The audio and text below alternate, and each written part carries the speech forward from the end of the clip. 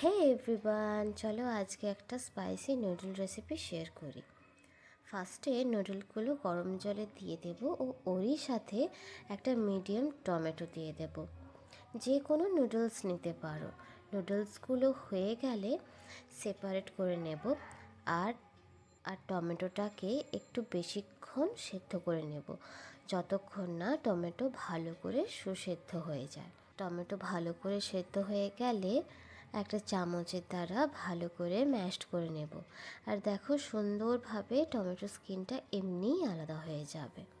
দেন এই ম্যাশড করা টমেটোর মধ্যে 1-2 চামচ ketchup, soya sauce, homemade chili oil, homemade ধনেপাতার চাটনি একটু বেশি করে, then normal chili sauce, then taste মেকারের প্যাকেট যে থাকে চাইলে আরও অ্যাড করতেই পারো, দেন অল্প করে একটু ধনে গুঁড়ো। এবার ভালো করে মিক্সড করে নিতে হবে। ইনগ্রিডিয়েন্টসগুলো ভালো করে মিক্সড হয়ে গেলেই ব্যাস রেডি নুডলসের সস। দেন নুডলসগুলো নিয়ে ভালো করে সসের সাথে মিক্স করে নিতে হবে। একদম চটপটা স্পাইসি ট্যাঙ্গি নুডলস রেডি। যদি নুডলসের পরিমাণ একটু বেশি থাকে তাহলে 2-3টে টমেটো নিতেই পারো। নুডলসের পরিমাণ যদি কম থাকে তাহলে একটা টমেটোতেই হয়ে যাবে। অনেকে গার্লিক অ্যাড করে, বাট এটা আমার রেসিপি আর আমার এমনই দারুণ লাগে। তোমরা একবার ট্রাই করে প্লিজ জানিও যে কেমন হয়েছে।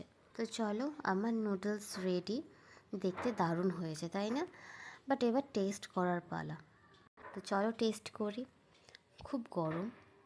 হুম খুব স্পাইসি হয়ে গেছে, আমার কাছে একটু বেশি। টেস্ট দারুণ হয়েছে, ট্রাস্ট মি, টেস্ট দারুণ হয়েছে। বাট চিলি অয়েল আমি বেশি ইউজ করে ফেলেছি।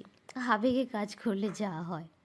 বাট যাদের স্পাইসি পছন্দ তারা এই রেসিপিটা খুব ভালোই লাগবে। বাট আমার কাছে এটা সত্যি খুব স্পাইসি হয়ে গেছে।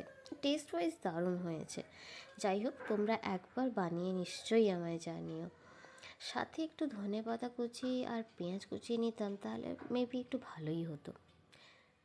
তো চলো আমি এটা ফিনিশ করি, বা বলতে পারো ফিনিশ করার চেষ্টা করি।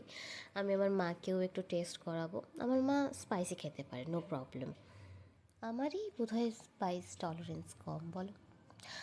ওকে, তো চলো দেখা হচ্ছে নেক্সট ভিডিওতে।